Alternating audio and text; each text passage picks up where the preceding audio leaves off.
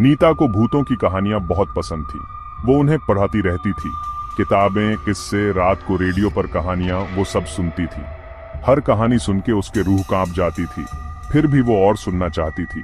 और अब आखिरकार एग्जाम खत्म हुए थे। नीता अपने गांव जा रही थी। ट्रेन का सफर उसका इंतजार कर रहा था। उसे क्या पता था कि भूतों की कहानियों का उसका ये शौक जल्द ही एक डरावने सच में बदलने वाला है। ट्रेन स्टेशन पर बहुत भीड़ थी। लोग चिल्ला चिल्ला के खाना बेच रहे थे। परिवार प्लेटफॉर्म की तरफ भाग रहे थे। अनाउंसमेंट की आवाजें गूंज रही थीं।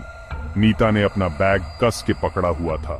उसका दिल उत्तेजना और घबराहट से जोरों से धड़क रहा था। उसने अपनी टिकट चेक की। उसके माथे पर चिंता की एक सिलवट आ गई। वेटिंग लिस्ट टिकट पर लिखा था, जिससे उसके सफर पर शक का साया मंडराने लगा। प्लेटफॉर्म पर लोगों का समंदर उमड़ा हुआ था। नीता ने एक कोना ढूंढा। उसकी नजरें रिजर्वेशन चार्ट पर गड़ी हुई थीं। उसका नाम उस पे नहीं था। निराशा उसके अंदर घर कर गई, भारी और ठंडी। तभी लाउडस्पीकर पर एक आवाज गूंजी। उसकी ट्रेन का अनाउंसमेंट हो रहा था। उम्मीद की एक किरण जागी। शायद, बस शायद, वो टिकट चेकर से बात कर सकती है। दृढ़ निश्चय के साथ नीता ट्रेन में चेयर आंच गई। जनरल कंपार्टमेंट खचाखच भरा हुआ था। वो एक कोने में घुस गई। उसका बैग उसकी गोद में रखा हुआ था। जैसे ही ट्रेन स्टेशन से बाहर निकली, उसने अपनी किताब निकाली। ट्रेन का भूत नाम की एक पुरानी कॉपी, जो उसकी सबसे अच्छी दोस्त का विदाई तोहफा था। ट्रेन खटखटाती और हिलती हुई चल रही थी। उसकी लय सम्मोहित करने वाली थी। नीता किताब में खो गई। हर पन्ना उसे अपनी भयानक कहानी में और खींचता गया। यह एक ताकतवर भूत की कहानी थी। एक बेचैन आत्मा जो उसी ट्रेन में न्याय की तलाश में थी, जिसमें वो सफर कर रही थी। उसके आसपास की हवा ठंडी लगने लगी। उसकी रीढ़ की हड्डी में सिहरन दौड़ गई, लेकिन उसने इसे ऐसी की ठंड समझकर नजरअंदाज कर दिया।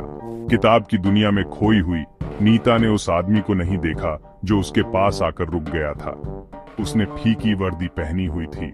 उसके सीने पर लापरवाही से एक नेम टैग लगा हुआ था, राकेश, टिकट चेकर। हालांकि उसकी आंखों में एक अजीब सी चमक थी, एक अंधेरा जिससे उसके अंदर बेचैनी की एक लहर दौड़ गई। सेक्शन 4, टिकट चेकर का राज। टिकट? उसकी आवाज फुसफुसाहट जैसी थी, जिससे नीता की रीढ़ की हड्डी में सिहरन दौड़ गई। वो अपनी टिकट ढूंढने लगी। उसकी उंगलियां कांप रही थीं। टिकट चेकर की नजरें उस पर टिकी हुई थीं। उसकी मुस्कान ठंडी और शिकारी जैसी थी। उसने उसका टिकट छीन लिया। उसके स्पर्श से उसके अंदर डर की एक लहर दौड़ गई। उसकी आंखें अंधेरे कुंड की तरह। ऐसा लग रहा था जैसे हवा से गर्मी सोख रही हो। अचानक नीता को अपने सिर में तेज दर्द महसूस हुआ। ऐसा लगा जैसे किसी ने उसकी खोपड़ी में कील ठोक दी हो। किताब उसके हाथ से फिसल गई और जोर से जमीन पर गिर गई। उसके आसपास की दुनिया घूमने लगी। उसने बोलने की कोशिश की, लेकिन बोल नहीं पाई। बस एक अजीब सी आवाज उसके मुंह से निकली और वो अंधेरे में खो गई। सेक्शन 5, साधु का दखल। जब नीता ने अपनी आंखें खोली तो उसने देखा कि एक बूढ़ा साधु उसे प्यार से देख रहा है। वो उसके सामने बैठा था। उसके केसरिया वस्त्रों से एक सुकून देने वाली गर्माहट फैल रही थी। उसके हाथ में एक छोटी सी शीशी थी, जिसमें से एक सुखदायक खुशबू आ रही थी। आराम करो बेटी, उसने कहा। उसकी आवाज उसके परेशान मन के लिए मरहम की तरह थी। अब तुम सुरक्षित हो। साधु ने बताया कि वो ट्रेन पर नजर रखे हुए था। उसे एक बुरी आत्मा का एहसास हुआ था। उसने टिकट चेकर के बारे में बताया, एक ऐसा आदमी जो लालच में डूबा हुआ था, जिसने एक पवित्र मंदिर से चोरी की थी और अब उसे श्राप मिला हुआ था। उसकी आत्मा उस ताकतवर भूत के लिए एक खाली बर्तन की तरह थी। साधु ने बीच में दखल दिया, नीता से बुरी आत्मा को निकाला और उसे शीशी में कैद कर लिया। जैसे ही वो ट्रेन से उतरा, उसने नीता को एक चेतावनी दी। भूतों की कहानी अभी खत्म नहीं हुई थी।